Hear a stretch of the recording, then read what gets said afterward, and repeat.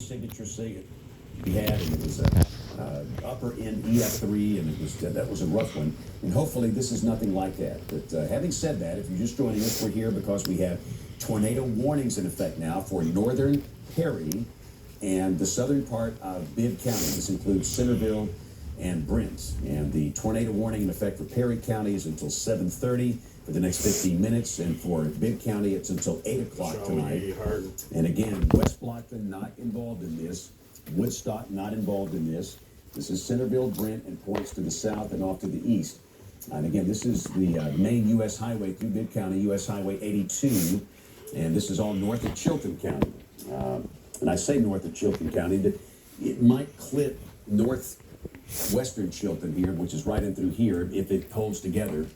But we'll just have to wait and see. So, and again, it's pretty tough identifying the exact spot here, but somewhere right in through here. And again, that'll be rolling through parts of Bibb. So if you're watching us in Centerville, Brent. Look at her. Of course, Brent, Alabama is, goodness, the first time I ever saw horrific tornado damage was in Brent on May 27th, 1973, when I was in high school. It was a life-changing night. That Sunday night, it was horrific. 5 people died in a horrible F4 tornado. And so Brent is obviously known for that tornado for so long ago.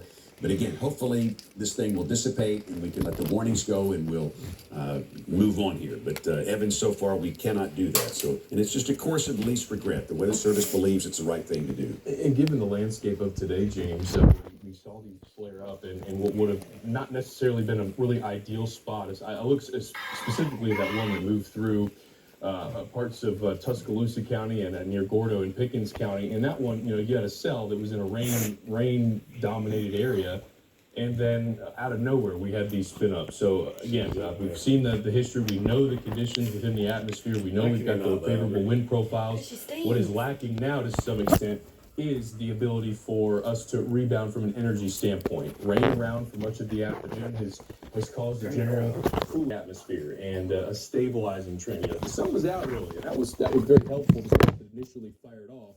But then you have, when it rains, you get these cool outflow boundaries that spread about, and that has stabilized several spots. But again, right here where you see the gray, which is more of like a neutral, and then the brighter greens, that's your toward your away. So you think about it like a spinning top. If you've got winds going one way and then marginally going the other way, you've got some rotation in the atmosphere. And this is getting closer and closer to the radar site. So compared to where we first saw this to now, this is a much better sample. Here's your radar right here.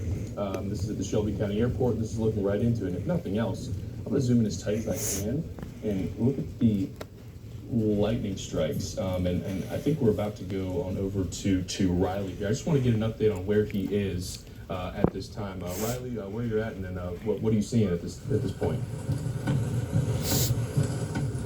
Hey Evan, we are currently on just off of Highway 82 in the Clayton Home little area.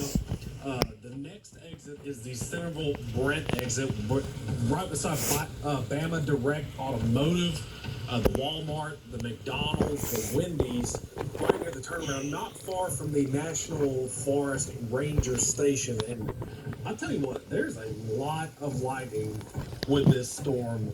And you've been saying it all night. Don't look for lightning. Goodness gracious. I mean, it's a light show out here. And looking at radar, it's a very odd looking system. It's certainly not a classic supercell type storm on radar, but it's certainly trying to spin like a top. We're technically just north of Brent, but I'd say if you live anywhere near the Wendy's, the National Forest Station,